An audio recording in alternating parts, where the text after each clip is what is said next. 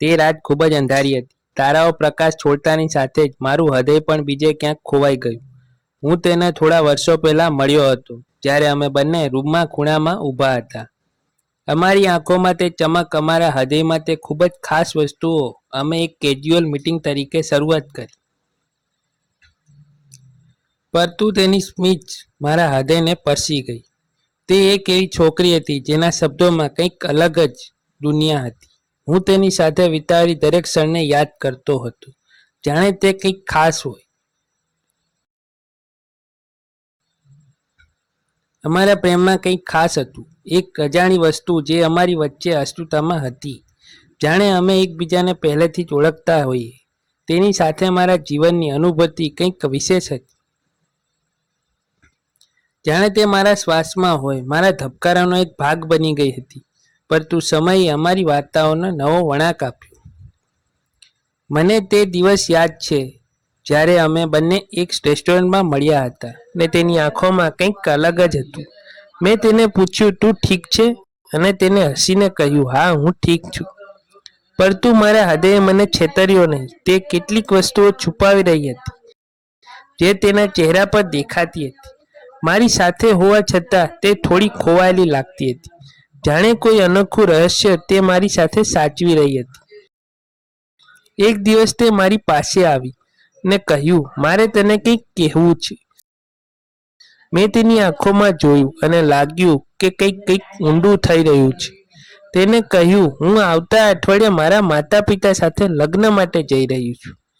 મારું હૃદય ફરી એકવાર એ અંધકારમાં ખોવાઈ ગયું, જાણે આખું જીવન એક ક્ષણમાં તૂટી જશે. તારે આવું શા માટે કરવું પડશે?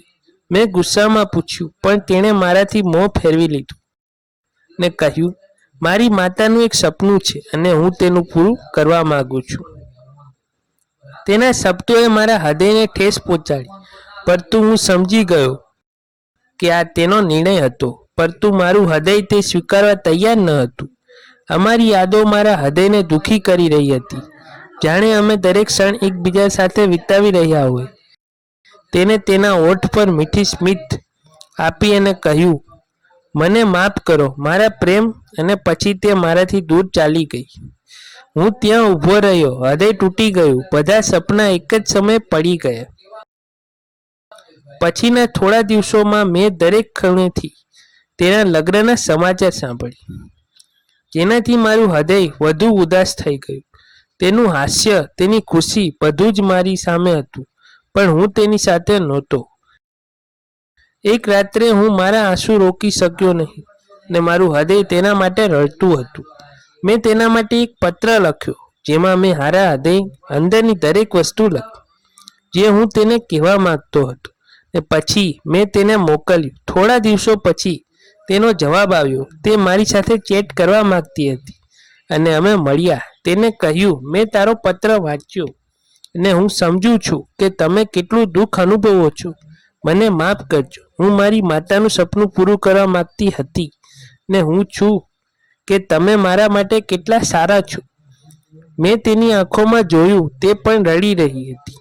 મેં તેને કહ્યું, જો તને કોઈ પણ રીતે મારી જરૂર હોય તો હું અહીં જ છું. તેને મારી સામે જોયું અને હસીને કહ્યું, તમે હંમેશા મારા માટે ખાસ રહેશો.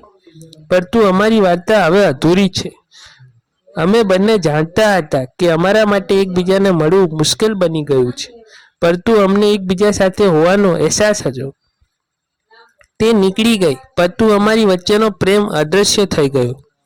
અમે એકબીજા સાથે વિતાવેલી તમામ ક્ષણોને યાદ કરી અને એકબીજાના માટે પ્રાર્થના કરી. મારા હૃદયની પીડા હંમેશા રહેશે, પરંતુ તે જાણતી હતી હું તેની ખુશી માટે જીવી શકું છું. તે મારા જીવનનો એક ભાગ હતી અને મેં તેના માટે ખુશ રહેવાનું નક્કી કર્યું હતું. દિવસો વીતતા ગયા અને મેં ધીમે ધીમે મારા હૃદય સમજાવ્યું કે જીવન ચાલે છે અને આપણે આપણા સંબંધોને સ્વીકારવા પડશે. જીવનમાં ચક્રમાં આગળ વધીએ છીએ, ક્યારેક હસીએ છીએ, ક્યારેક રડીએ છીએ, પણ આગળ વધીએ છીએ. મેં મારા હૃદયને સંબોધીને કહ્યું, તે જે કર્યું તે સાચું હતું. તે તેની માતાનું સપનું પૂરું કર્યું અને તેના જીવનમાં ખુશી મળી. હું તેની ખુશી માટે પ્રાર્થના કરું છું અને તેના ભવિષ્ય માટે શુભેચ્છા પાઠવું છું. અમારી મીટિંગની યાદો હંમેશા મારી સાથે રહેશે ને હું હંમેશા તેની સફળતાને પ્રેરિત રહીશ. અમે હવે એકબીજાની સાથે નથી, પરંતુ અમારા આત્માઓ એકબીજા સાથે જોડાયેલા રહેશે. વાસ્તવમાં પ્રેમનો અર્થ એ નથી કે આપણે હંમેશા સાથ રહેવું જોઈએ, પરંતુ આપણે એકબીજાની ખુશી માટે આપણી જાતને પ્રદાન કરવી જોઈએ.